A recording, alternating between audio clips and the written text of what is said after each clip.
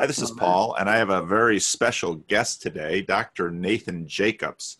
I first became aware of him watching a video from the Orthodox Church in America, I believe. Luke, who I'm going to talk to later today, sent me a link to these videos, and I was absolutely intrigued by them. And then I watched the movie that he made, Becoming Fully Human, and I learned that he had spent time at Calvin Seminary and Calvin College, where I am from, and so I knew I simply had to talk to Nathan. And so that's what we're going to do today. So Nathan and I, we had a brief phone call before where we got to know each other a little bit, but we really haven't spoken much. Mm-hmm. And so Nathan, I really appreciate you taking the time to talk to me today. Yeah, my pleasure. Well, I appreciate you taking the time to watch some very long lectures and then proceed to actually look at them with some amount of depth on your own channel.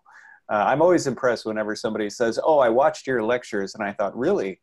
I was exhausted just giving those. I can imagine listening to an hour and a half, but anyway. I thought they were wonderful. Thanks. I thought they were terrific. They were very much right up my alley. Part of the beauty of having a YouTube channel is that I have these people out there who, when they see something that they think I'll like, they send it to me, and often they're right. One of the things that I did laugh at quite a bit during those lectures, I don't know who did the recording, but there were a lot of shots of the back of the heads of the listeners. And if you get a bunch of priests and people my age, you get a bunch of bald spots and gray hair. And the cinematography was quite dramatic for those videos. I love that sort of thing. Okay, well, fair enough. I was not involved in the cinematography. That was ancient faith there. And so if you like it or didn't like it, I'll leave that between you and ancient faith. I was there to speak. That was my job. Well, I was so completely intrigued, not only by your presentation, but also by your film and by your story. So I thought maybe a good place to start the conversation today, for those who haven't had the benefit of watching your movie yet. I think probably after this, some folks will find it on Amazon Prime, which so you can, if you have Amazon Prime, you can just watch it. You don't have to buy it. Well, why don't you went into quite a bit of depth about your story, and the premise of the film was talking to nuns and duns, of which you considered yourself one of them. Could you give us a version of your story and how you came to faith and faith in the practice in the Orthodox Church? I mean, it's a very interesting story to me. Yeah, well, I'm glad it's interesting. We'll see if anybody else finds it interesting. Trust me. So I was raised in my mom was Missouri Synod Lutheran, and so I come from a long line of German Lutherans on her side. Taught growing up that the Roman Catholic Church was the Antichrist and things like that. It was very conservative Lutheran. And whereas on my dad's side, he was not really somebody who practiced anything, at least when I was growing up. I think he's started to have his own faith journey in recent years. But as a child, I really had no idea if what he believed, about God or religion or any. As I said in the film, I knew what he thought about unions. I knew what he thought about politicians, but about God and the meaning of life, I wasn't so sure. And as I got to know him, as I got older, I realized that his mother was very deeply religious, but in this sort of Missouri backwoods sort of Missouri Pentecostal sort of way. And then his dad was a complete pagan. So he came from a mixed family as well. And I think how that played out is he had some vague sense of spirituality, but it wasn't really a fully formed sense of spirituality. And then he sort of deferred to my mom in terms of all matters of religion for raising the kids. And she sent me to a private Lutheran school growing up. So I was catechized in the Lutheran church and, communed and confirmed in the Lutheran church. And I just kind of took that all as a default. But for me, I don't know how much exposure you have to Lutherans, but growing up, my impression was the only thing that mattered in terms of religion, what Christianity boiled down to, as far as I knew, was that if you think that you can earn God's favor, that's detrimental to your soul. What's important to understand is that Jesus died for your sins, and then there's a pretty specific understanding of what that means. And as long as you believe that, all is well. And really, that's the sum total of being a Christian, which left me with a big question mark of, well, what do you do? Like, I mean, I guess, okay, check. I believe that. Now I guess I'll go just live my life like a heathen. And which is exactly what I actually did. And that's why I think a lot of the spirituality started to fall away, because it had no real substantive practice behind it. It just had a basic believe this one premise or conclusion, I suppose, and everything else. And that's kind of it. You're all set. And yet with that, one of the things that I think was perhaps a little more unique to me, maybe not, but my impression talking to other nuns and duns is this was a little more unique to me. My mom was deeply concerned about apologetics. So she would introduce me to certain Christian apologists when I would press on a question, and which was pretty normal in our family. I mean, we would debate, right? You sit around the coffee table, dinner table, pounding the table, arguing about things. That was just normal family conversation. I actually remember my wife,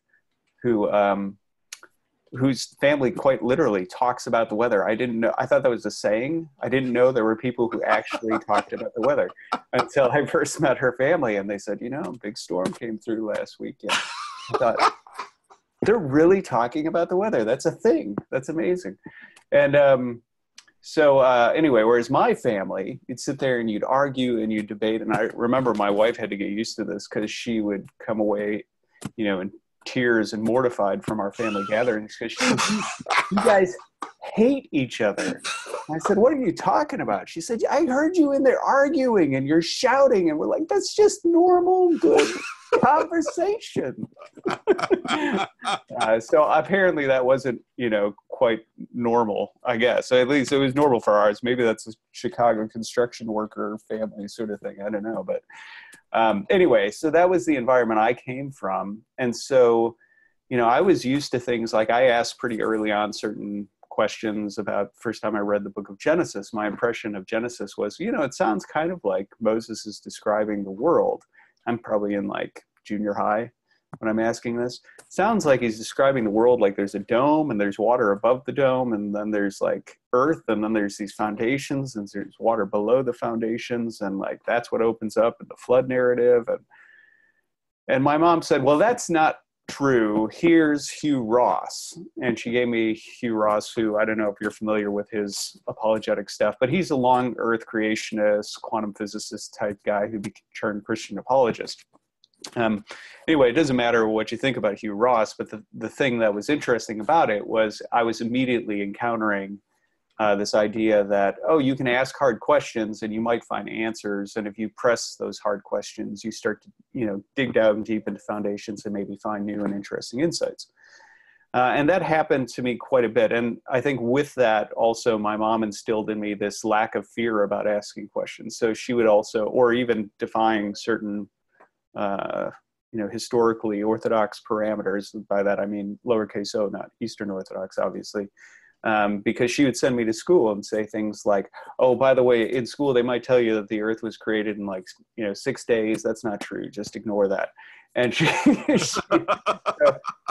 I was like, oh, okay. You know, I guess you just ignore that. So anyway, what that ended up doing is once I hit a point in my high school years where, you know, I was, on the one hand, I had become familiar enough with apologetics and enjoyed arguing with people enough that I would be sitting there at a party where we're all stoned, to be, you know, candid, right? You know, we're all on different hallucinogens. Somebody brings up like hell and I jump into the theological discussion just for fun because good academic intellectual sparring is, you know, that's a good time, you know, as far as I was concerned growing up. And we'd have debates, but I didn't really have any sort of practice that went with it. You know, there was an intellectual exercise to it, but there was no substantive spirituality that went with it. But then what happened is at some point I fell into a bit of a crisis, personal crisis, as I came to see my own mortality and impending death. And I'll chance actually putting out there, I was vague about this in the film, but I'll take the risk of actually being completely transparent about what sparked it. I was on an acid trip, and I was having a really bad acid trip. And what made it particularly bad was I was having certain realizations about consciousness and the soul, and specifically what I would recognize now as I was sort of just coming to realize Socrates' argument from affinity for the immortality of the soul. So Socrates' argument from affinity is basically the idea that you have two types of features of reality, things that are organic and can break down and decay and, fall away, dissipate. And then you have things that are these invisible, immaterial realities like numbers, laws of logic, laws of physics. And those things don't decay and break down and erode and aren't subject to that sort of change. And Socrates' argument is that consciousness itself is much more like the latter than it is like the former. So what that means is even though the body breaks down and decays, that doesn't mean consciousness itself will break down and decay and dissipate. Well, while I was on LSD, what I started to realize was I really want to get off of this bad acid trip, but how do I get off of it when my own consciousness is the ride? How do you get off the ride when you are the ride? And that was a deeply disturbing question for me, especially because I did think of things like, well, if I kill my body, will that actually kill my consciousness? And I thought, maybe not. Maybe my consciousness is actually more than just my body. And essentially I started going through this sort of Socratic argument for the immortality of the soul. And even though, I came, thankfully, I didn't do anything like, well, I'll give it a whirl and, kill myself. Instead, what I did is I realized, okay, I'm going to just sort of ride out the acid trip and it'll calm down. I actually picked up the Bible and tried to read it because I was so freaked out by the question. And I started reading Jesus' Sermon on the Mount. I don't think I got past 2 sentences over 4 hours because reading on LSD is really, really hard. But what happened was that awakened in me this realization that I'm mortal and my body is going to die. And if my consciousness survives death and I have some sort of capacity to shape that into something desirable or undesirable, there may be ramifications for that. It's possible that I'm shaping myself into something that is damnable, right? And that I'm, sort of positioning myself for something like hell. Now, I think one of the things that I tried to convey this part in the film, and I hope it came through, but I wasn't really so much concerned about like being locked in a torture chamber with demons who are going to jab you or something like that. I was more obsessed with the fact that kind of like the acid trip, the state of my own consciousness, the state of my own soul can be a place of torment, right? Where the places are more allegorical and the real problem is the condition of the soul. And that's, of course, something I later discovered was a common thread in the Eastern Church Fathers. People like Chrysostom saying, I have no need of a place called heaven when I could become heaven, right? Paradise being the condition of the soul. And Basil saying the same thing about Adam, right? He was in paradise because he was in communion with God, and then he was immediately out of Eden when he sinned because he broke communion with God. And that's when he found himself in a different place. Anyway, that was what sort of hurled me into this journey of really investigating a lot of questions about specifically, do I have free will? Is there a God? What is God like? Maybe God is a tyrant who predestines people for heaven and hell. And maybe I'm on the wrong side of that list. And anyway, so I started really diving into a lot of religious and theological questions, as well as questions about just religion generally. Was I sure that Christianity was the correct religion and all that sort of stuff? So anyway, my delving into those questions started a long path of sort of academic study. And that stretched from that bad acid trip happened in high school and like my junior year, and that propelled all the way into, years of crisis about that, into college, into art school, where I was when I was really wrestling with those things pretty deeply and starting to read philosophers and theologians. If I heard there was somebody speaking on a topic that was religious or philosophical, I'd go to the meeting and I'd sit there and I'd listen, and then I'd grill them with questions afterwards because I wanted to find anybody who might have answers. And oftentimes, honestly, I took the questions so seriously that a lot of people who I talked to wondered, is he neurotic? Is he crazy? Because he's taking this question far too seriously. Whereas I thought, you clearly don't understand the gravity of what I'm asking if you don't take it seriously. Because I started to see, wow, like free will is a really serious thing. If I really have that, and I have the capacity to shape myself or misshape myself in some sort of, way that could ultimately become permanent, that's a huge weight. If I survive death and my choices here affect what happens afterwards, that's a huge weight. If we're bound by a deity, right, who is a tyrant, we might not be able to do anything about it, but that's a real problem. And so all of those things really pressed in on me and drove me. I would say crisis, is the right word for where I was at in terms of trying to wrestle through those questions. Anyway, I talk about it obviously in the film, but I think the short version is, even though this has already been a long version, the short version is that I ended up becoming so preoccupied with those questions that I was really neglecting art. And so in my junior year of art school, I actually left art school and I transitioned to study philosophy. And I knew that, philosophy was where I was starting. And so I started reading people like Augustine and Aquinas. And I started reading the folks who I started to discover through just study of their thought, the people who they had read. So I started reading Neoplatonists, Aristotelians, and so on. And then eventually started delving into modern philosophy. Immanuel Kant, I had heard, was very formative on how people think today, but it wasn't just that it was formative. Supposedly he's created some problem for doing metaphysical thinking, which apparently was what I was doing. And so I engaged him. I didn't agree with him at all, even though I've written a lot on Kant, but he was somebody to be dealt with.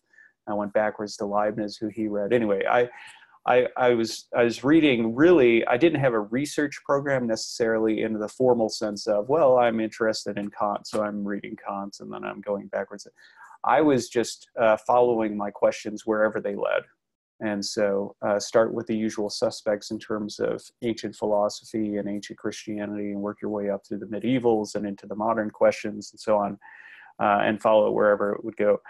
I would say that kind of how I was thinking about things eventually, once things started to coalesce in my mind, and this is pre-Orthodoxy, was, the scientific method. You have theories, right? And theory, of course, isn't just a guess, right? Theory is that we have different data points, and the working theory is a way of making those data points cohere. Right? And I was doing something similar in the sense that I was looking at all the different data points I could see, right? So I was convinced that the soul, does survive death. So that's a data point. I was convinced that there is a human condition, and that the fact that world religions in general all try to look for ways of addressing that human condition is a relevant data point. For me, it was a relevant data point that Jesus of Nazareth seems to offer some type of exclusivity that wasn't common in other world religions. That became its own data points, as well as certain things I mentioned in the film. The fact that I entertained the idea that, what if Jesus is just a deceiver or a sorcerer or something like that? I explored those sorts of things, and my conclusion was it didn't seem that he was, just a normal guy, because even his opponents never suggested that he was, just a normal guy. Even his opponents believed he was a wonder worker. He had to be a sorcerer or a demoniac or something like that. There was a recognition of something special about the person of Christ, something supernatural about the person of Christ. But then that's where, for me, another data point was, well, then in that case, if we have the options of he's a wonder worker who's, you know, demoniac, or he's the Son of God, as he claims, you have to look at the fruit of what it bears. And looking at the lives of the saints, I said that does not seem to be the fruit of demons. That seems to be the fruit of something good. And so that's where I moved, you know, returned to my Christian roots. But at the same time, my moral intuitions, I came to the conclusion I had to be free in order for moral culpability to make sense.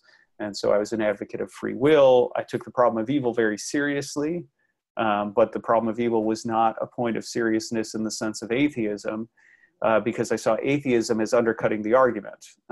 My understanding of the problem of evil required some sort of transcendent morality, that there really is good and evil, whereas if we're just blind, you know, random material, there is no such thing as good and evil. There's pleasant and unpleasant.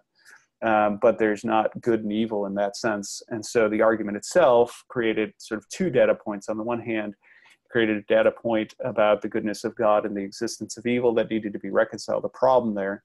And then the second data point, though, was however it's reconciled, you can't get rid of the foundations of transcendent morality, which is why I remained a theist. And so anyway, all of those things eventually started pushing me down, coalescing around a certain way of interpreting a world. And where I ended up landing was actually process philosophy. Process philosophy espoused by Alfred North Whitehead, my favorite theologian. I think he's a philosopher, not a theologian, but Charles Hartshorne was like one of my favorite folks. His book, which would tell you something about how untraditional, non-traditional my theology was Omnipotence and Other Theological Mistakes. So, which I really just liked for the title, but I mean, I also thought it was brilliant because I thought Charles Hartshorne was brilliant.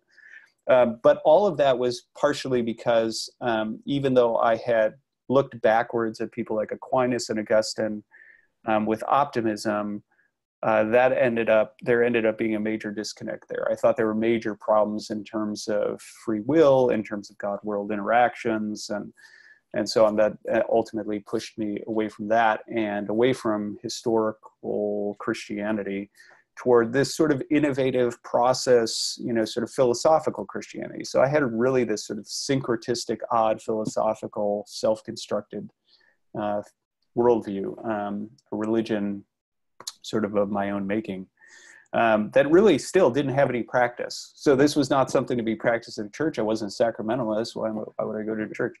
And I believed in Jesus, which was instilled in me as, you know, a pretty good starting point for being self-identified as Christian, because I didn't have a concept of a visible church or an affiliation with a visible church as necessary to being a self-identified Christian. So as I returned to my Christian roots, I returned to it in, again, this very sort of, I guess I moved from being a nun to a done, I guess you could say, right? Or really kind of a never was, but, you know, we'll call it from a nun to a done. But then what happened was this search that I described, really, it sort of went from degree to degree to degree, because that was the context in which I was doing the searching. So it went from, you know, studying philosophy to getting a degree in church history and systematics, and then on into PhD studies. And it was during my PhD studies that I took a class from a patrologist, right, a patristic scholar, expert on, you know, church fathers. It was focused on from Nicaea to Constantinople. And that little stretch there, right, the Council of Nicaea to Constantinople, we were reading all primary sources, patristic sources, and they were all Eastern sources because of the prominence of the Eastern fathers in those discussions. And so I mean, I don't know how well-versed your viewers are in East-West, but what I mean by Eastern fathers is, of course, the Roman Empire divided East and West, and the West is the Latin-speaking half of the Roman Empire, and the East is the Greek and Syriac and other things. But anyway, they were all in that Eastern part. And so even though I was pretty well-versed by this point in Latin theology, right? I'd spent a lot of time with medievals and the sort of, and the antecedent work of Augustine to those medievals, and then even post-Reformation scholasticism, which I was studying under Richard Muller at the time, who's probably one of the foremost experts in the world on 16th, 17th century scholasticism. Even though I was pretty well versed in all of that, when I read the Eastern Fathers, I was very disoriented by it because I recognized the stark contrast between how they understood Christianity generally and Western Christianity. And it was actually, initially it was just a general curiosity of, I don't know what I'm reading here. This is strange. I thought I knew all the Christian systems, and this is just odd. So that really started an investigation into the Eastern Church Fathers just to try to understand them and what they were saying. And then the more I understood them, the more I found it somewhat compelling what they were saying. In some ways, it seemed to be offering all of the different things. In many ways, if I return to this sort of data point way of thinking about, a working hypothesis, it seemed that their thought represented an alternative hypothesis that accounted for all the data points I was accounting for, but offered more than what I had offered. In addition to offering a connection with historical Christianity and a practice of religion and things like that. So anyway, that's what compelled me to actually at some point reach out to an Orthodox priest, visit an Orthodox church, start conversations directly with the Orthodox. And eventually that sort of was the end result of all that was that I ended up actually becoming Eastern Orthodox. So I trust that suffices as a. That's terrific. That was absolutely terrific. Oh, thanks. You'll see. I'll send you the notes. So that was an excellent, I think, wonderful overview of a certain aspect of your life. Now, you've also got these other interesting elements that I think probably a lot of people watching this conversation will be interested in, so you're in high school, you have this bad acid trip. And by the way, and depending on where this conversation goes and how many other conversations we want to have, the psychedelic question is a very big deal. I got into this whole YouTube thing via trying to figure out what was going on around Jordan Peterson. Very quickly, I had people contacting me talking about their experiences with psychedelic drugs. I grew up Christian Reformed and I've never smoked pot, much less inhaled. I don't drink alcohol. I've never done any psychedelics. So I have all these people coming to me and it's like, so I've had to get a little bit of an education on this stuff. So the aspect of psychedelics will be something that a lot of the people who listen to my channel will be interested in. But it was interesting. After high school, you went to art school. That was your first stop, and then at that point, you're realizing you're neglecting your art and you're fixated on philosophy, and that sets up a whole. I mean, what does your life look like in all of that? And has art ever come back around? Now, currently, you're a lecturer in philosophy in Kentucky. Yeah, University of Kentucky. Yeah. So what does my life look like during that time, and then how does that play? How does it converge now? Yeah, because you wound up, Missouri Centered, that's sort of, as Lutherans go, that's kind of Christian Reformed. There's some similarities there. My wife actually grew up part Lutheran and part Fundamentalist Baptist, but that's a whole another crazy story that I don't usually tell my wife's story on my channel because it's her story to tell, not mine. So I have some understanding of Lutherans. So flesh out some of that story too, because that's also interesting. Yeah. So, during art school, initially, ironically, it was all the spiritual stuff that pushed me away from hallucinogens. So I had, I used to be an avid consumer of them. They were a big part of my life, and they were a big part of my art too. It was a normal thing for me to use them to either see a work of art that I had done afresh or in a new perspective, or to break down inhibitions that I realized were present and working in the way I thought about two-dimensionality, and, open up new doors. But once I got to art school and I was really obsessing about philosophy, that started falling away. And in some ways, I would say that what happened was, it was over time I started neglecting in my art because, on the one hand, art school is very intense. I'm guessing that some people probably think, oh, art school, that's like not real school or something relative to more intense academic. I have a lot of artists that listen to my channel, and I have no idea why, but they'll eat this up. So keep going. Well, my experience was that art school was a lot harder than, your usual university. So, because at art school, it's extremely, extremely intense full immersion where, if you take a 3 credit hour class, this was at the Maryland Institute College of Art, where I went, you would be in class for 6 hours that week, and you'd be in class for those 6 hours all at once, right? So it would be an intensive 6-hour period. And then they'd send you home with homework. And, if you're taking 5 classes, and a 15 credit hour load, that means you're spending 30 hours just in class. And then you have homework for all of those classes. I mean, there were often times where I would go, I think the longest I went with nonstop working and no sleep was 72 hours. Wow. At art school, which had its negative effects as well in its own right.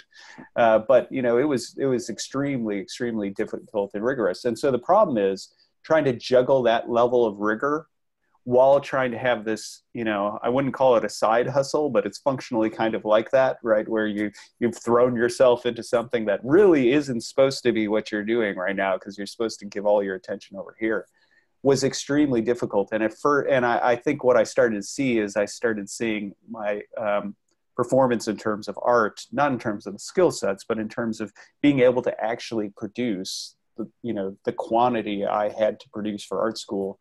It started, to diminish. And even I started sneaking, like I'd go to an art history class and have like some philosophical volume stuffed under my shirt that I sit there and I read while I'm supposed to be listening to an art lecture. So at some point it became pretty clear where my interests really were. So, and so that's why the first chance I had for an exit route, was able to open a conversation with my parents, who I think were a little shocked by, you want to go study philosophy? That's weird. That's where I took that. But now that said, it was an interesting thing to be at art school because artists and creatives, they're very open to having these sorts of conversations about the world and creativity. So I had a lot of fantastic conversations, and the conversations obviously changed, the dynamics of them changed very much once I got into a formal academic environment. Now, I think the difference is I expected going from art school into a normal university that I would have a similar type of immersion, right? Oh, I'm going to study philosophy. So it's going to be like the School of Athens or something, right? We're going to have a bunch of philosophers who are as invested in this as I am. And there's some Socratic figure there who's, we're working this all out together and we're dedicating innumerable hours to it. And I found, deeply disappointing that we just go to classes, and so many of my peers don't really care about these questions at the the level I do. But thankfully what I found is there were a couple of professors in particular who I think recognized that I had a vested interest in this topic that was different than than my peers. And also I think they recognize, thank God for, they recognize the good mind under my very unpolished exterior. Where did you go to school then? Where were you going to school? So I transferred to Trinity in Deerfield to study there. Yep. And partially that was because in all my different reading, I encountered, here and there, a couple of the folks I had read, I had noticed,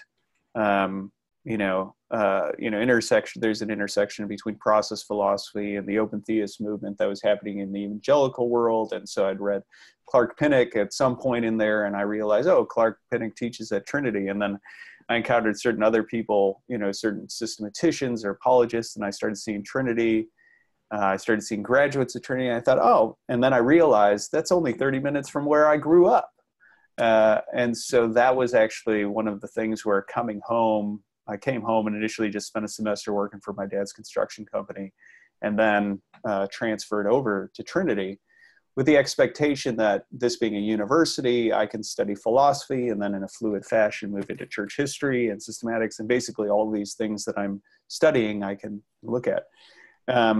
Now, I think, the other thing that was probably helpful for me was to realize, I now know, looking back, I didn't realize that the level of sort of my disregard for the boundary lines of historical Orthodox Christianity would not have gone over well at the divinity school had I started there, and I wouldn't have found the sort of freedom that I did going to the college. So at the college, though, if anybody looks at my publications, you'll notice that I've done a lot of co-authored publications with Chris Firestone.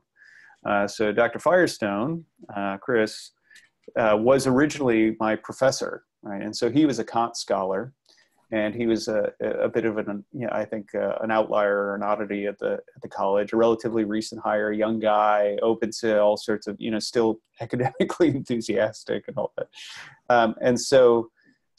But I think similar to me, I was very, unpolished academically. I was a terrible student growing up. As I said, I was high for most of high school on different things. And really, I sort of, in many ways, I'd say I functioned through high school similar to if you had an elite athlete who doesn't care about academics because they're confident they're going to get a scholarship based on their athletics. I kind of was the artistic equivalent of that, where it was like, I don't need to focus on my academics. My art's going to get me where I need to go, which it did, right? Maryland Institute is top 3 art school in the country. So it did, and it got me there on scholarship. That was all positive. But the fact of the matter was I completely neglected everything else academically until I was interested in it. And then I was diving in, deep. But the problem was I had no training whatsoever. I had sort of checked out of all the sort of proper academic training. So thankfully, though, Chris Firestone, I think, is a similar sort of guy. He grew up on the south side of Chicago, and he was equally unpolished as I was. He became a math major and then sort of backed his way into philosophy out of interest in that. And so I think he recognized there was sort of a kindred spirit there in the sense of he's familiar with finding these sort of scrappy outliers who are not really your ideal academic student, and then mentoring them and things like that. So thankfully I ran into him, and there were a couple of other professors there who were also very important in my formation. And, and really what they created for me, which was what I needed, was an environment where, I kind of did what we were supposed to do in class, but that wasn't really why I was there. I was there because I was asking these questions, and people like Chris opened up the door for me to really pursue whatever path of inquiry I wanted to pursue. And we'll make it sort of work with whatever class you're in, or we'll create an independent study so you can do that. And so Chris sort of opened up the academic boundary lines where he could just sort of be a mentor and guide me through studying whatever I wanted to study, even though I wasn't a good traditional student. And it was really only later that I still neglected grades because I wasn't doing this for a career. Yeah. I mean, that's the thing. If somebody wanted to mentor me toward getting a professorship, they would have done something different. They say, you need to buckle down. You need to get, these grades. You've got to study for the GRE. Chris didn't do any of that because I think he recognized that's not who Jacobs is. And so I became very unconventional in the way I did those sorts of things. And even like Chris always leaned into that. I mean, he encouraged me to submit a conference proposal, like a paper proposal for an academic conference, a professional academic conference, the American Academy of Religion. But I was an undergrad. But but nonetheless, Chris said, I think you could do it. I think you could hold your own, which is now I realize is completely insane thing to say to an undergrad. But Chris did, and I was naive enough to say, sure. And so I did, and I got in, and I'm there at this panel discussion. John Stackhouse, I don't know if you ever heard of him. He's a Christian apologist. Yeah. He was my respondent. To me, as an undergrad, he's my respondent. I'm on this panel, this big ballroom, all these people here, and I'm thinking, like, what am I doing here? But then I, sort of caught, anyway, that sort of became quintessential for the journey, is that I was like, well, I started presenting at all these different conferences. I started publishing, all that sort of stuff. My book on Kant, I co-authored with Chris before I even finished my PhD. And so I have a very unconventional academic road in that way, because it was never really driven by career building. It was driven by questions. And it was done in dialogue with professors who were treating me somewhat as mentors, but more like a peer who's asking questions than they were like just an undergrad student in their class who's trying to pass the class or something like that. And I think that was very helpful and very formative. And so even when I went to TEDS, right, Trinity Evangelical Divinity School, and I realized I had to keep my head down a little bit given my views there. Thankfully, it's still on the same campus, and I still was mentored by people like Chris and worked alongside him and others. So, and then eventually I left there to go to Calvin. And Calvin Seminary, the doctoral program there, is what I discovered was that the at the master's level where they're training pastors, it's important that we stick to like we toe the line with our tradition. Mm-hmm. Whereas at the doctoral level, it's much more open in the sense of, it's an academic program. That's what I found. So I was in there, not everybody was Reformed by far. And everything was really sort of historical approach in the sense that, the boundary lines were much looser. I mean, obviously that fascinates me, because I remember when they were having the conversation whether or not to start a doctoral program, because in seminaries, the big thing was obviously the D-Min, and Calvin Seminary goes and does a doctoral program and not a D, because D-Min programs, they're the cash cow of seminaries, because all the pastors want a little bit more credibility. And so, blah, blah, blah, blah, blah. Yeah. So that fascinates me, because that's nobody has told me anything about the seminary doctorate program. It was kind of a mysterious thing happening over there. And its relationship to what you just said, just really fascinating for me. Probably nobody else who listens to me, because not a lot of Christian Reformed people listen to me. Sure. But that's fascinating. So you found your time at CTS. Well, Mueller, of course, was, he was brought on as a, heavyweight scholar, someone who, really have credentials to give that program some credibility. But you found your time there helpful. Yeah, it was truthfully the best academic experience I had, period. Really? Unquestionably. So I went there largely because of the legacy of people like Plantinga and Walter Storff, right? The analytic philosophy of religion stuff that came out of Calvin is obviously renowned in the philosophical world. So I always had a high regard for Calvin, and so that was what initially caused me to look at the program. And then I met Tom McCall, who's another analytic philosopher who came out of the Calvin PhD program, and he sang its praises. He was at TEDS as a professor. And so I thought, if he thinks that highly of it and so on. And then they gave me a very good, scholarship. So I knew that I could afford it, right? Because it came with a full ride and a stipend. And so it was the best offer I had on the table of all the different doctoral programs I approached. So that's where I ended up going. And I found what was fascinating about it, and what I really liked, is it was much closer to what I was hoping for when I described what is School of Athens, was because they only let in 3 to 6 people each year. And that's intentional, so that your classes are never more than, around 5 people at a time. And it's because they're done in these in this way where it is very sort of free-flowing discussion. Everyone's read the content, people are arguing, discussing, and it's really training you for academic publication. So big emphasis is on research and methodology, and because it's on a quarter system, or was, I don't know if they've changed that since, but was on a quarter system, you would end up, 3 times a year, you were able to study only 2 topics at a time, which meant you could delve much deeper into those topics because it's much easier to manage only 2 areas of focus, right, at a time. And so that was something that was really appealing. And the end game for each class was always that you were being trained for proposing a research topic in that sort of broader field you were studying for that class and producing what's essentially a publishable essay on the back end for the class. So you're producing, 6 publishable papers every academic year, which is pretty good output. And so anyway, I found it to be extraordinarily helpful, and Richard was great. Richard is a brilliant guy, certainly one of definitely, sort of top 3 most brilliant scholars I've ever met. And really, I really enjoy, he's also, he's a funny guy too.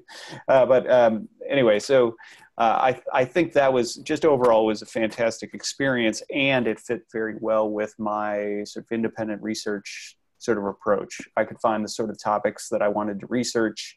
I could delve deep into those topics.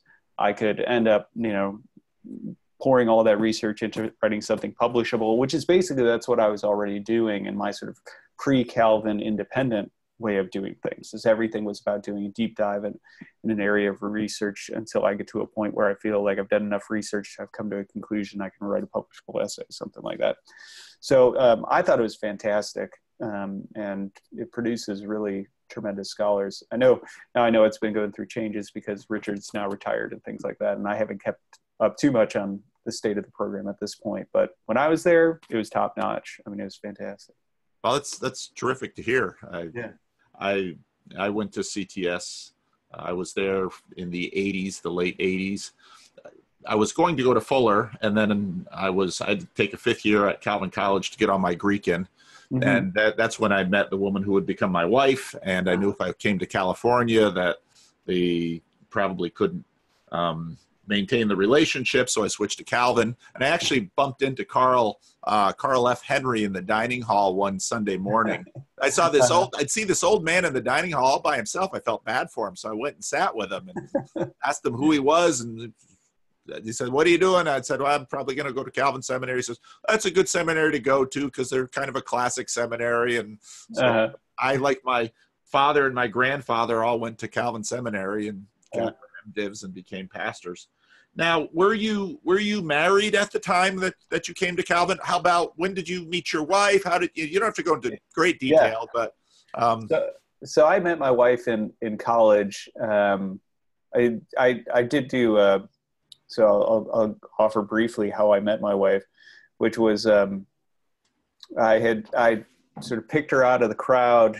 I asked a bunch of people about her, made a couple of failed efforts to introduce myself to her. I remember the one that was really sort of formative was when I went to a buddy of mine talking to her. He's in a conversation with her, so I'm thinking, oh, this is my chance. I go over, I start a conversation with him. He says, "Oh, hey, do you know?" And unfortunately, he didn't do that. He's talking with her. I come over, "Hey, man," and he does this full 180, turns his back to her, starts talking to me, and she says, "Oh, well, okay." Starts talking to somebody else. Leaves, and I think, what? Tell him, "What are you doing, man? I didn't come over to talk to you. I see you all the time." Anyway, I started chatting with him, and eventually he said, I was like, "How do I approach this girl?" He said, "Man, why does it have to be so complicated with chicks, man?" I said, "Why can't you just draw a line in the sand and say, 'I like you. If you like me, then cross that line'?" And I said, "That's a good idea. That's what I'm going to do." So I went in and got a piece of chalk and I stopped her And I said, hey, you don't know me, I don't know you, but I've seen you around. We know some of the same people. They say you're pretty great. So I'd like to get to know you. You'd like to get to know me. And then I drew a line on the sidewalk. I said, then cross that line. And, and she paused and looked around because she thought it was a joke. She's like, there's got to be somebody like laughing in the bushes. And she said, okay, sure, I'd be happy to get to know you. So she stepped across the line, and I said, huh. Wow. I said, I didn't expect that. I haven't thought this far ahead. And so I said, well, let me think about what comes next. And, you know, and when I do, I'll find you. And I left. No, I mean, it's so bizarre. You gotta be kidding. You set yourself up and I walk. It's terrible. Anyway, if you watch the movie I did before Becoming Truly Human, Killing Poe, there's a scene in there that's based on that. So that's actually, I think that's in the trivia on IMDb about that movie. So anyway, that's the college comedy I did. Anyway, but yeah, so I met her. I ended up marrying her right out of college, and so. And she was very much an evangelical, right? So she, and I think an evangelical who didn't really realize how far out and heretical my ideas were. And even most people, after the chalk thing, even after the chalk thing, right? Like that should have told you all you needed to know. This guy's not right in the head. And so I think she just wanted a good church where, you know, she could have community and things like that. And I typically followed along and was the sort of reluctant participant who would sit in on things and was antisocial and all that sort of stuff. And really, and oftentimes couldn't take it, right? You know, she could just tell I'm not very good at hiding it when I'm just like completely don't want to be someplace or am off put by something. And I got us kicked out of a couple of churches because there was one pastor who, you know, as I told him, you know, I argued for process philosophy and denied certain classical divine attributes. And he's like, you're an actual heretic. You're an actual heretic. Right? I found usually people are just indifferent, and but right. You actually believe the wrong things, and you know better. That's right. That's right. So, so I had, you know, on more than one occasion, we were basically. I crossed certain lines with, and so I over time realized I can't talk about certain things, but anyway, so I think that was always a strain on our relationship because I think she was much happier to be, you know, any number of churches would make her happy. And and for me, it was always something to be tolerated, and it was very difficult.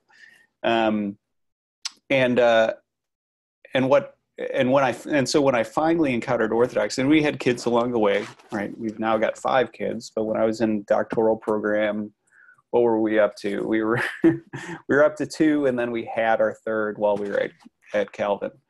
And so at some point in there, when I discovered Orthodoxy and had enough conversations and done enough research and said, I think I want to actually become Orthodox, I went to her and I told her, and her response was like, what's this cult you want to join? I don't know. What is this?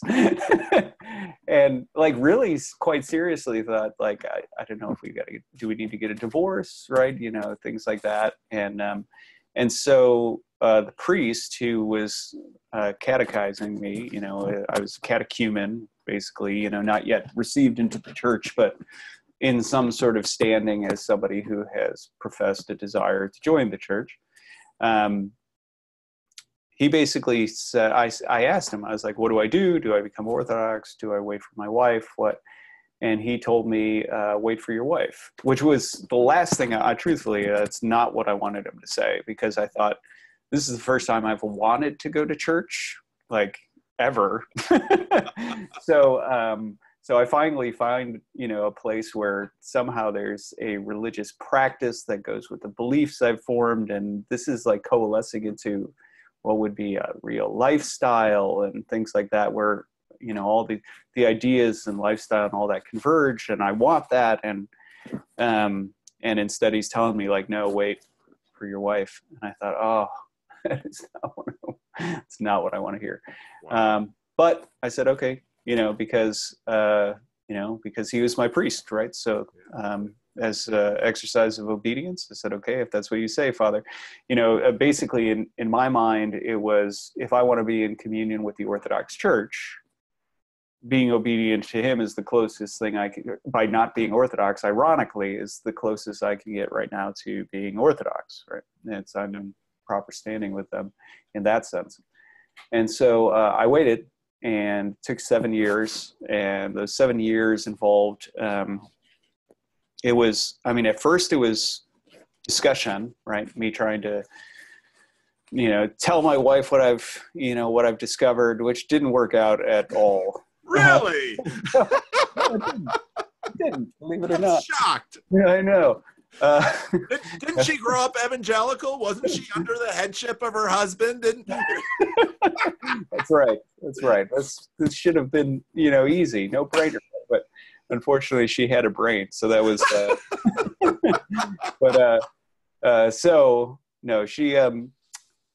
And I lamented to my priest, she doesn't want to listen to me. I don't know what to do. And he said, well, I wouldn't want to debate you either. He's like, what, this poor girl, you think she wants to sit there and debate you over things that she's unequipped to? And I said, oh, okay. So anyway, so I sort of left it. I just sort of left it, you know, to God, and I'll pray. And I'll do my thing as best I can.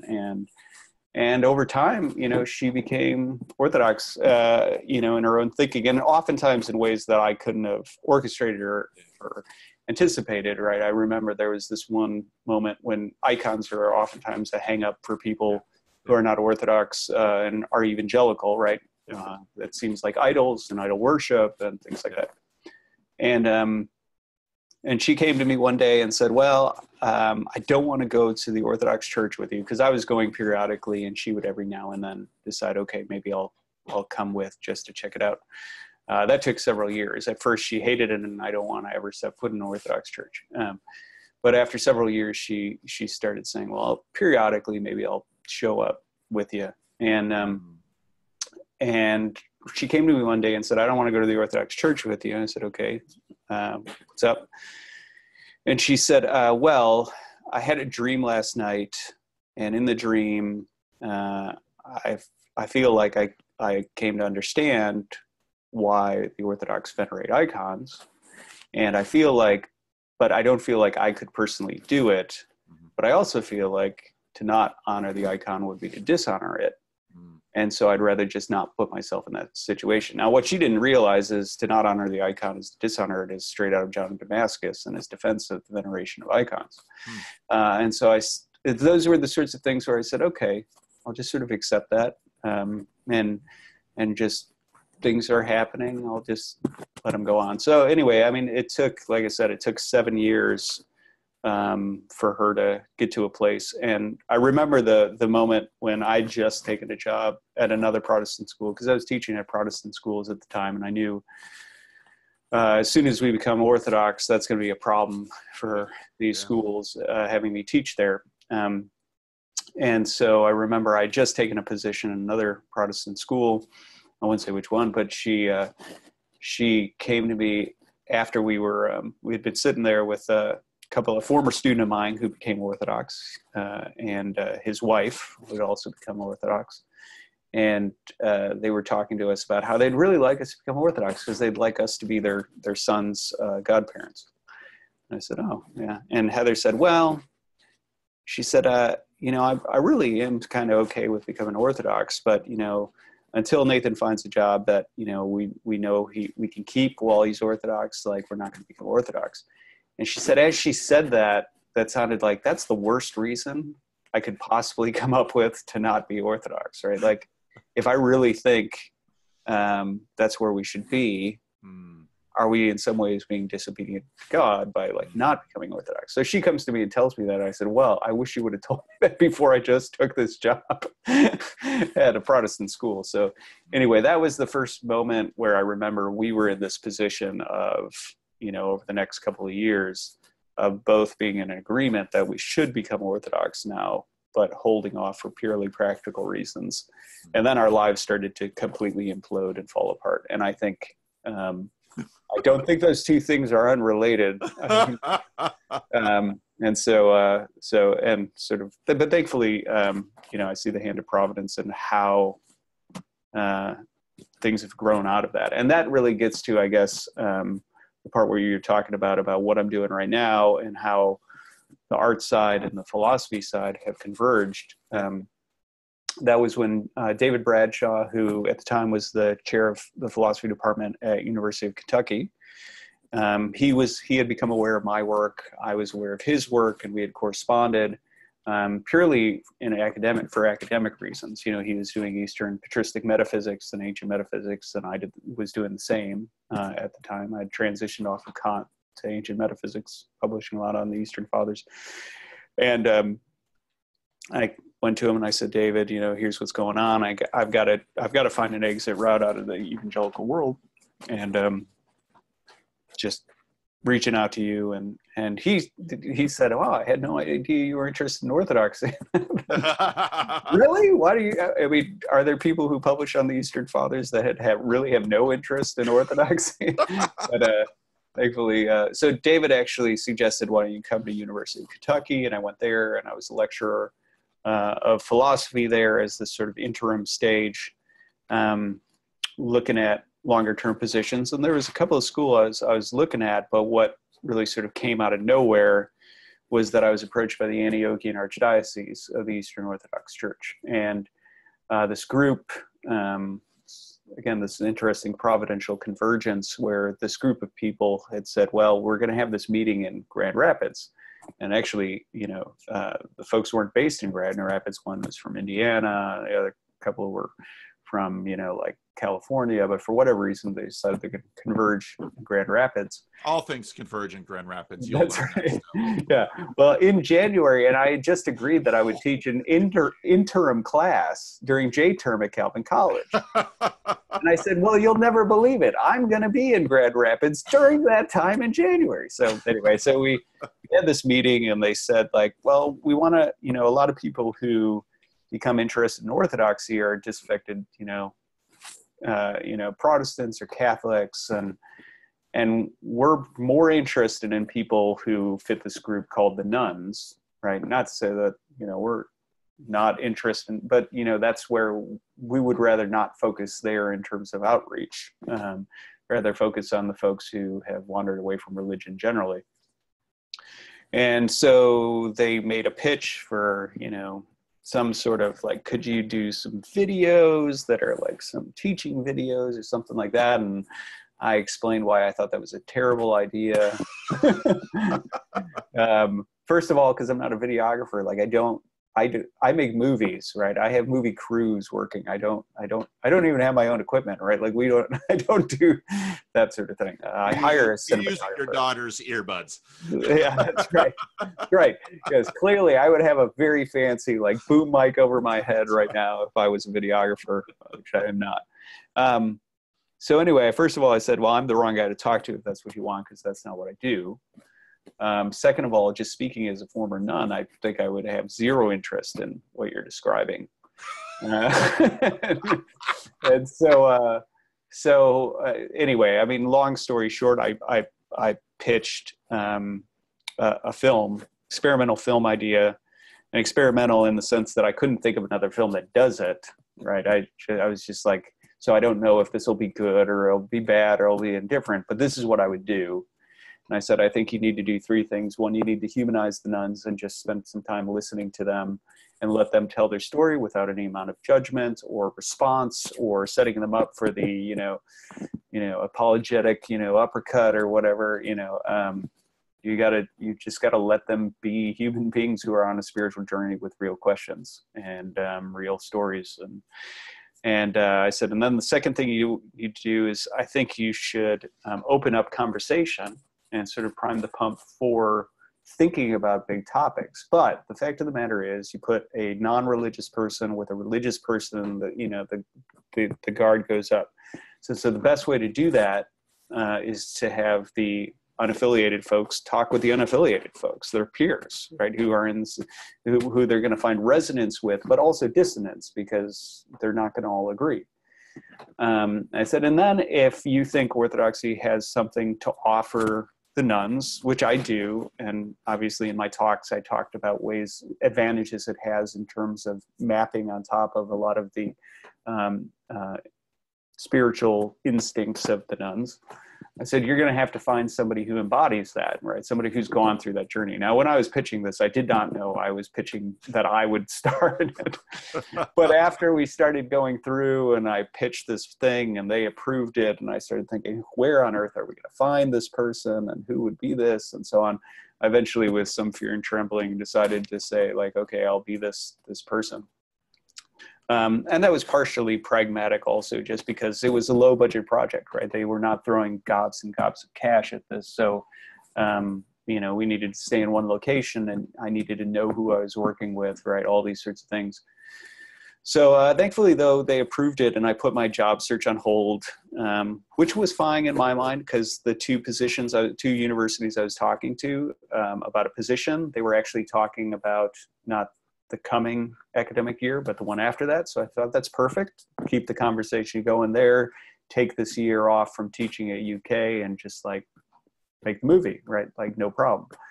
And so that's what I did. And then much to my surprise, they said, well, we don't know how to distribute it and, advertise it and things like that. So could you do that? Extended 6 months. So they extended my contract another 6 months. And then basically somewhere in there, what happened was I sat down with the Metropolitan to show him the film after it was done. And that was terrifying because, first of all, it was the first time I'd ever met a Metropolitan.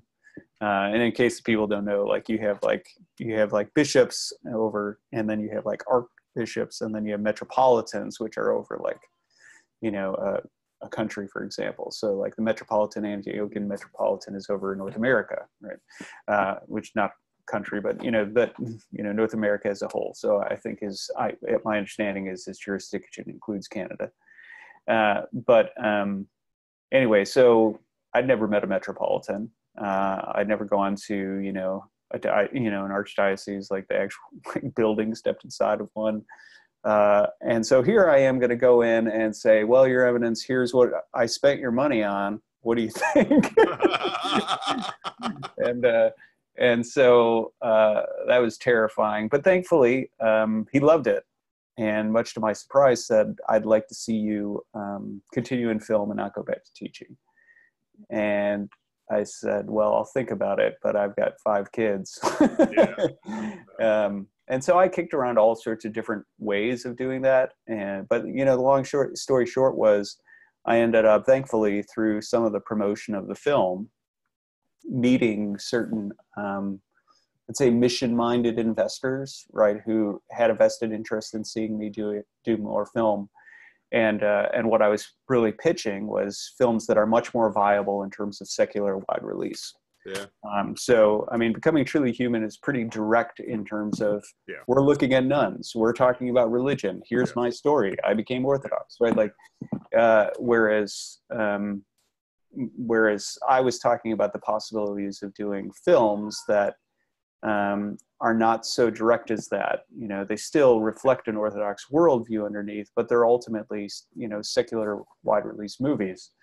And anyway, thankfully, what I found was that there were some people who were fascinated, Orthodox folks who were fascinated with that idea, who wanted to get involved from a business perspective and seeing if they could make that happen.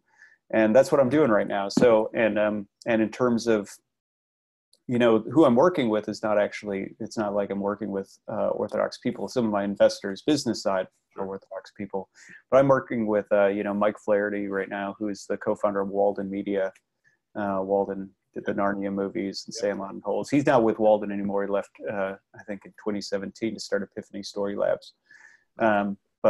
So working with Epiphany Story Labs and some other folks that we've got on the project, but folks who aren't Orthodox, but they love the projects. They love, they like me as a director. You know, they want to work with me on these projects. So that's kind of, this is where I suppose to sort of wrap that part up is to say, some of the ways I sometimes put it is that as somebody who was trained in art and loved art, but then eventually discovered philosophy and ideas, right? Initially through crisis, and then just because I love it and I think the questions matter and so on. I always found myself as somebody who felt like I had sort of two halves of myself that could never be reconciled together. You know, when I teach, I thrive. I love teaching. I love lecturing. I love publishing and writing. But then it feels like the artistic side is sort of wilting and dying on the vine. So then if I go and I draw and I paint and, you know, I do these sorts of artistic works, you know, that part will sort of thrive, but then it feels like I'm neglecting this academic side.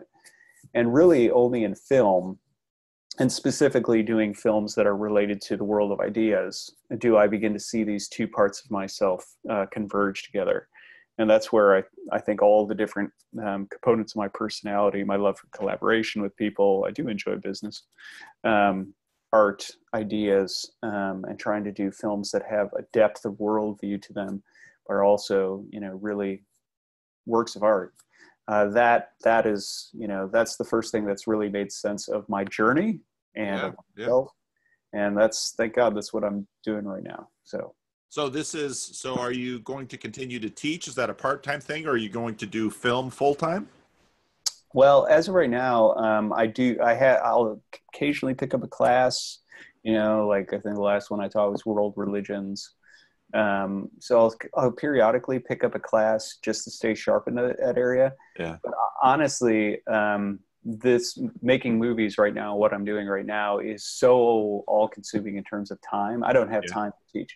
Plus my schedule becomes very, very unpredictable. You know, I suddenly need to hop on a flight and go to Boston, you know, 2 days from now. And if I were teaching, you know, I would have to cancel my classes, and you don't necessarily have that sort of flexibility as a professor. So I continue to publish and I continue to speak. Although I will say that my speaking now, even though my publishing is still, you know, referee journals and things like that, my speaking has leaned a little more public intellectual, like the stuff you saw on Ancient Faith, which I actually, incidentally, I enjoy. Academic talks are typically 20 minutes, and they're, you know, preludes to things you're going to publish anyway, whereas public intellectual stuff like lectures on Ancient Faith, I actually really enjoy that and think that's a better use of sort of a speaking platform. But in terms of teaching, I mean, right now, I mean, I have my affiliation as a visiting scholar of philosophy with, you know, with University of Kentucky, but I have not been teaching lately because I just don't have time to do it. Obviously, if the film thing crashes and burns, I'll be looking to return to it. But my honest hope, in an ideal world, would be that this succeeds enough that I can just keep on doing more and more projects like this. Yeah. But because my business partners really value the academic side of me and what I bring to the projects in terms of worldviews and ideas and things like that. For them, they're interested in seeing me stay sharp in terms of, you know, being active in terms of publishing, doing podcasts like this where there's long form conversations, doing public intellectual sort of conversations like the Ancient Faith stuff that I did. And so because my projects are somewhat unique, just in the sense that I'm unique as a filmmaker, that means that, you know, part of the long-term vision is in some ways to keep an academic component going to it. Well, that probably won't involve a lot of teaching, you know. If it were to be there, it would have to be that there's like a university that wants to keep me affiliated because they think the affiliation is of benefit to them, and I periodically teach like 2-week modular or something like that. but I don't think this current trajectory allows for me to really be teaching full time or, you know, over the course of the semester or things like that. Okay. Is there a film out there that people might recognize that you would say, this is the kind of thing I want to do? Mm-hmm.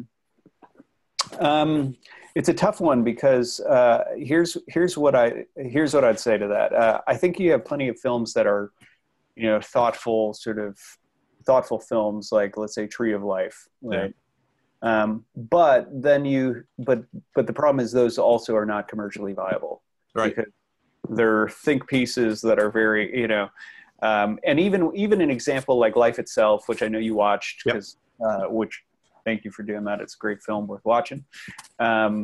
Even that one, it's commercially viable, but it's still in the, you know, drama category where it's going to have a much more limited audience than the truly commercially viable movies.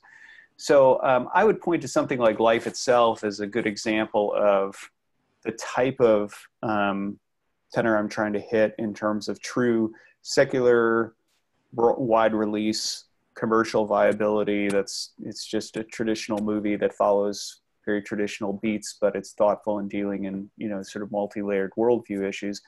But the projects that I'm currently working on are meant to be much more commercially viable than a project like that. Mm-hmm. So I'm trying to utilize genres that are, you know, in my mind, oftentimes films, it's like, well, people who want to do thoughtful films either do avant-garde or they do, you know, some sort of art house film, or they do a drama if they're going for mainstream. But then you have all the sort of commercially viable stuff, like comedy and horror and action and things like that. And those aren't thoughtful movies. And you sort of separate those like that. Yeah. Whereas what I'm trying to do is do movies that are trying to accomplish the sort of thing that's typically relegated to this group of, you know, art house and, you know, drama and things like that, but do them within the boundaries of the more commercially viable genres. Sure. So that's what I would say is probably a little unique to what I'm trying to accomplish. It's a cool vision. I really want to see you succeed, because I'd really love to see that. Yeah, well, the first project should be, if all stays on schedule, it will be done and ready for release by October 2020. Oh, awesome. Yeah, so the current project, which I can't speak to in detail, but it's in development right now, and pressing ahead with a goal to having it ready by then. So, super. There are so many. I said, you know, think about 2 hours, or at about an hour and 20 now. And I do want to give you a chance to ask me anything you might want to ask, but I just finished reading Frank Schaeffer's Crazy for God. Okay. Have you ever read it? I haven't. No. You should read it. Okay. Definitely read it. Have you ever, you know who Phil Vischer is? Phil Vischer, no. Okay. You should also, Phil Vischer, he's the guy who founded VeggieTales. Oh, yeah. Sure. And he wrote a book because he, of course, lost the intellectual property of the VeggieTales in bankruptcy court because he had never gotten good legal advice. Uh-huh. So you should definitely read that little book. It's a terrific little book that Phil Vischer wrote, and then also Crazy for God, because part of what's interesting in your story is this. You know, so Frank Schaeffer, of course, grew up in this really unique moment of L'Abri, and mm-hmm. all that was involved in there. You know, eventually became Orthodox. Mm-hmm. I know by saying that I loved that book, there's a number of people out there who are not going to love that I say I loved that book, because there are a lot of people who are angry at Frank Schaeffer for a number of things. And there are plenty of things you can criticize him for. But this, to me, it intersects in a lot of interesting ways with your story, especially in the fact of the piece of your story where you talked about how you had to go to church and you had to keep quiet. Because quite frankly, that breaks my heart. And it breaks my heart because I know it's true. Mm-hmm. And you know, you're comfortably in a space now where you don't have to keep quiet, because quite obviously your beliefs are in alignment with your ecclesiastical situation. Right. But part of what in my own crazy journey with the whole Jordan Peterson thing, I started this YouTube channel, and I had people writing to me, and I am pastoring a dying, aging congregation that is in a place that the Christian Reformed Church doesn't much care about. And so I had all of these people interested in talking about Jordan Peterson. And so a bunch of them who don't go to church anywhere just said, well, we should do a meetup. So I just used meetup.com and said, basically, come here on Sunday or on a weekend night or weekday night, and we'll talk, and we'll just have conversation. It was hard for me not to open with prayer because that's what Christian Reformed people do. All right. And we just have conversations. And the first time we did it, I said, well, we'll start at 7, and then about 9 o'clock, because I've run small groups as a pastor. At 9 o'clock, I'll kind of close. We'll do some housekeeping and call an end to it, but people can stay around if they want to. And it was 1:30 in the morning when the phone rang at church, and I knew exactly who was calling because it was my wife, and I knew exactly what she was going to say. It was, "Are you okay? What is going on?" Because, at that point I learned, okay, so now on I need to have my meetups, and I kick them out at a certain hour. We're not an all-night bar here at the church. But one of the things that I realized, and I mean that in the fuller sense of the word, was that I had always wanted the church to be a place where people could come and share what's on their heart and stay heretical. And most of the people who come to my meetup don't go to church. Right. But I so lament the fact that the church has become, and evangelical churches of all places, because they're supposed to be the ones who don't care about the rules in order for, whatever, that churches be places where people can come just to talk out loud, explore ideas, work through things, find conversation partners who could be credible and helpful. And I feel so blessed by what you said about Calvin Seminary's PhD program, because for me, the church is a place for people to come and talk and be and build relationships. And so, hearing your story and knowing the truth that I find it horrendous that in many churches, people have to just shut up. And in your case, just had to shut up and deal with it. And then even for the sake of, employment or what have you, I find that to be a terribly sad thing. Because I want so much more for the church. Yeah, I agree. This is where I would say that I see certain people like Chris Firestone, and I could name others who were influential on my journey. The fact that there was a lack of concern about whether or not my views were aligning with some sort of evangelical dogma was really important to me trusting them.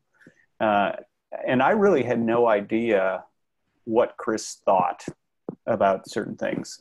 I just knew that he was honestly engaging in the exercise of discussing questions. And that too was really pivotal to me trusting him.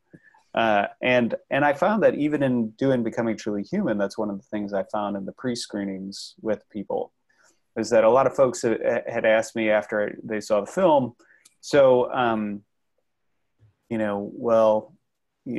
so what did, how did you meet those people? And, have you continued up the relationship with them beyond that, and so on and so forth? And the answer is really no, I haven't continued the relationship with, it wasn't really, it was a relationship predicated on interviewing them for a possible appearance in a documentary. I wasn't building relationships with them, outside of that. But also one of the things that was an unexpected sort of byproduct of that was because I didn't want to taint the conversation with making them aware that I'm Orthodox, right? Well, that's what I had mentioned. As soon as the religiously unaffiliated folks are they're talking to a religiously affiliated person, by default, they're just going to have a defense mechanism go up, and it's going to shut the conversation down. And so whenever they would ask, well, so what do you think about these things? I'd say, it doesn't really matter. We're not here to talk about me. We're here to talk about you. And so all they knew was that I was the director of this film. I mean, they knew all the components. They knew that there was going to be this third story in there of this Orthodox, sort of nun turned Orthodox. But they had no idea that was me. And what I was fascinated by was that the more they had a sense that I was asking these questions and really wanted to know more about them, and was just, sort of honestly navigating the territory of where they came from and where they're at. And I didn't have an agenda where I was looking to just sort of like, okay, now it's my opportunity, and here's the opening. I can jump in now. Right, yeah, here's my opportunity to pounce. Right. Once they realized that wasn't forthcoming, there was this ease that set in, as well as, ironically, a certain amount of gratitude, which was a shock to me, because I didn't see it coming. But it was the gratitude of, I rarely ever get to talk to anybody about these things. And so I'm so grateful to have the opportunity to process out loud, where I came from and the questions that I've had and where I'm at right now, because I don't know the last time I actually articulated any of that. And so gratitude was this odd byproduct in my mind, because all I'm doing is asking them about themselves, But nonetheless, it was amazing to discover that that's so rare, to actually just ask a person about themselves and listen to them genuinely, and at a level that's more than superficial, right? We're talking about much deeper things, and have no agenda forthcoming beyond just finding out about them, is so rare that it is this sort of revolutionary, thing for them in their experience. I think it probably says something to how many people interact in our culture when it comes to worldview issues generally. Well, and I think how poorly the church is doing. So one of the things that happened with my channel was I made a video, something like 3 things pastor wonders about Jordan Peterson, and just put that out. And then I started getting letters, and actually a friend, guy shows up in church the next Sunday with this poster and says, I've never been to church before in my life. Here I am. And it's like, okay, what have I started? And then people start writing me emails and calling me and wanting to talk with me. And then I start having enough of these conversations that I start realizing that the conversations are repeating. So I said, well, I started asking people if I could record them. And they'd say yes. And so then we record them like we're doing today. And then I'd send it back to them and say, I want you to watch this. And if you would be okay with me putting this on my channel, I want you to let me know. And they would. And this started a whole thing of just talking to people.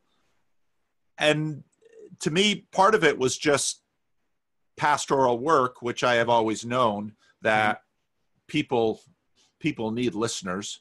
But part of it was, then the response to this, I just had one of my friends say, some of those conversations are boring. And I said, yeah, some of them are. This isn't Hollywood where we script everything and in a nice 2-hour package, you're going to come to a dramatic climax, so on and so forth. But the hunger in the world for people to just have someone listen to them. For 5 years, I had a homeless, mentally ill man who I couldn't get him to go anywhere else. He parked right against my office door. So, like Lazarus, I had to step over him to just come to work every day. And much of our time, he would come and he'd just sit in my chair and he'd just need to talk. And so then people come to me and I say, well, I can't, you're my pastor. I'm not your pastor. You need to have a real pastor, which means there needs to be a real church with real people. This little video thing, this is good for some things, but this is not real life here.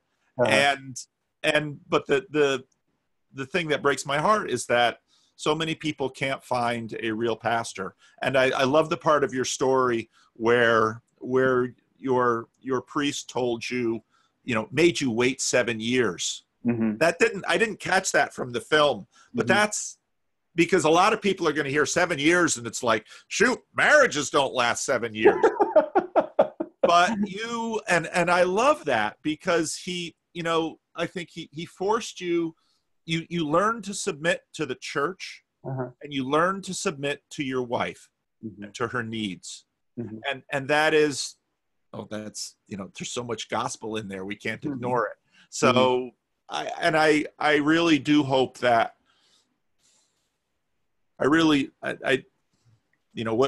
some people ask me, what do I want from all of this? I just watched Bishop Barron talk to Jordan Peterson, or listened to that. It's out on the podcast now. And Jordan Peterson asked Bishop Barron, well, what do you want? And Bishop Barron says, I want people to know faith in Jesus Christ and be enfolded in the Roman Catholic Church, of course. Right. And I really do hope that your films continue to touch people and to introduce them into hard questions. I mean, your journey is many years by the time you settled into church. Yeah. Let's see, if I calculate out, golly, I think I would say the journey started in about 1995. I mean, journey in the sense of starting to go into existential crisis. And probably I discovered Orthodoxy somewhere around, probably 2002 is when I first encountered Orthodoxy. So it's 7 years of grappling with things. Okay. Encountering Orthodoxy, researching it probably over the next year, and then becoming persuaded, and then having to wait 7 years. So you're probably talking like 15 years of wait. And then on top of that, my wife, I mentioned that we waited, right? We had this whole thing of like, well, now I just took a job. So probably 17 years. So 17 years from going into crisis mode and saying, I really have some serious questions that I think need to be answered, to actually settling someplace. So God is a little like Laban, it's like Rachel and Leah. Well, as well as one of the things that I started to discover very clearly was that, I mean, I mentioned in the film that Orthodoxy is very much a lifestyle, right? There's a lot of, you follow a liturgical calendar, and there's instructions about how you're supposed to fast and pray, and to really start to embody that in some sort of way where it makes sense and it's really become part of you is its own process, right? So in many ways, I felt like just becoming Orthodox, it's not as if becoming Orthodox, like, oh, I've arrived, now I rest, right? Or something like that. It was almost like setting your foot on a totally new journey that is still going on, right now, because even though maybe my theological understanding of its doctrines is pretty advanced, that doesn't mean my actual ability to embody its practices are really advanced. And unfortunately, I think that's oftentimes one of the confusions that people had. It's why I emphatically said at the beginning and at the end of the film, I'm not a saint. I'm not some like spiritual exemplar. Like, don't get this. Like, you want to find like a spiritual exemplar, go to like Mount Athos in Greece and like find an elder or something like that. But like, not me. Definitely not me. And I think, unfortunately, there's a tendency in, our Western context to conflate knowledge with maturity, so that if somebody knows a lot of stuff, they're the person you want to look to. And I'm good if, you're looking for somebody who's, an encyclopedia of information. That's so good. Like, that's great. Yeah. Ask me some theological questions. I'll give you the answers, right, to those questions about orthodoxy, if, in an analytic fashion, but don't confuse actually understanding the articulation of this doctrine with actually growing spiritually. And I think that's a conflation that often happens. And is, that's. So anyway. Well, I've taken plenty of your time. I don't know if you have any questions or anything you wanted to talk about before we close this up. Well, I would be curious if we could talk again, because I really enjoyed talking with you, Paul. I would love to talk with you again too, and I think I will send this to you, and you can look at it, and if you want to alter it or anything, you could do that, or just give me the green light, and I'll post it on my channel, and you'd be just one of the they call themselves randos sometimes. They send me pictures that they get together, you know. It's one of the randos I talk with. So yeah, well, it sounds good. Well, I'd be happy to be one of the randos you talk with. So well, thank you so much, and I very much appreciate you taking the time to do this, and I so enjoyed your story, and I very much enjoyed your film, and I'll, you know, if we post this, I'll put links to it on there so people can find it. But yeah, deeply grateful for this. Yeah, thanks, Paul. Right. Let's talk again soon. Okay, real good. Thanks a lot. Okay, bye-bye. Bye-bye.